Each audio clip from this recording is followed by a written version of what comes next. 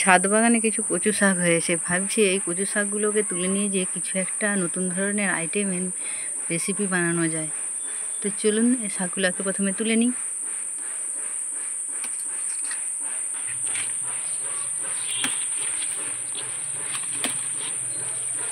নরম নরম দেখে শাক পাতাগুলোকে তুলে নেব। শাক পাতাগুলোকে তুলে ধুয়ে নিয়েছি। এবার একটা পাত্র নিয়েছি, পাত্রের মধ্যে 2 চামচ বেসন, 2 চামচ কর্নফ্লাওয়ার, অল্প একটু আদা বাটা, অল্প একটু রসুন বাটা আর গ্রেট করে নেওয়া পেঁয়াজ, প্রয়োজন মতো নুন, হলুদ গুঁড়ো, লঙ্কার গুঁড়ো, দিয়ে দিলাম কালো জিরে। এবার ভালো করে এটাকে একসঙ্গে মিশিয়ে নেব। পেঁয়াজের রসে ভালো করে মাখানো হয়ে যাবে। যদি জল লাগে অল্প অল্প করে জল দিয়ে একটা ঘন বেটার তৈরি করে নেব।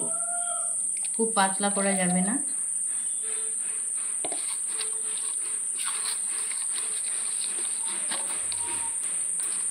বেটারটা ঠিক এইভাবে ঘনত্ব হবে। এবার দিয়ে দেবো অল্প একটু বেকিং সোডা। বেকিং সোডাটা দিয়ে আমি আবারও ভালো করে ফেটিয়ে নেব।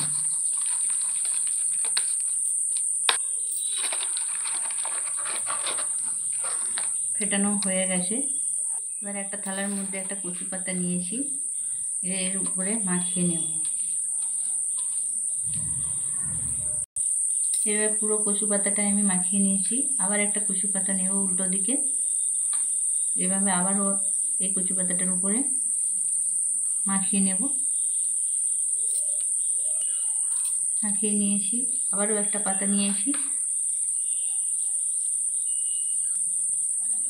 আবারও একটা পাতা নিয়েছি। এইভাবে আমি 4টা পাতা নিয়েছি।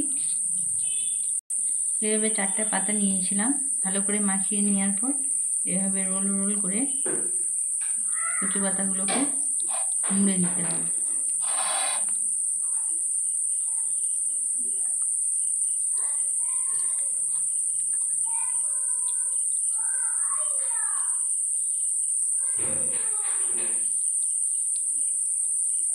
ঠিক এরকম হবে। এর উপর দিয়েও হালকা করে একটু ম্যারিনেট করে বেসন মাখিয়ে নেব। এটা পুরোপুরি রেডি হয়ে গেছে। 2 ধারের মুখটা কিন্তু এইভাবে মুড়ে নিতে হবে।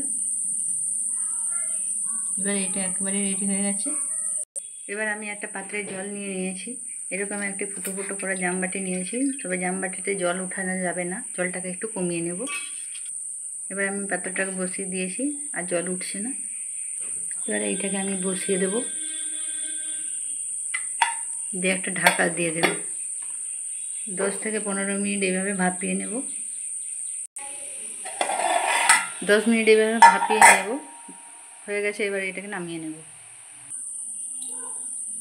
এবার এই কচু পাতাগুলোকে পিস পিস করে কেটে নেব একটা ছুরি দিয়ে।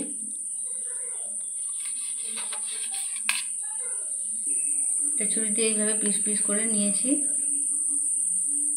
এবার কড়াইতে বেশ কিছুটা তেল দিয়ে গরম করে নিয়েছি। একে একে ছেড়ে দিয়ে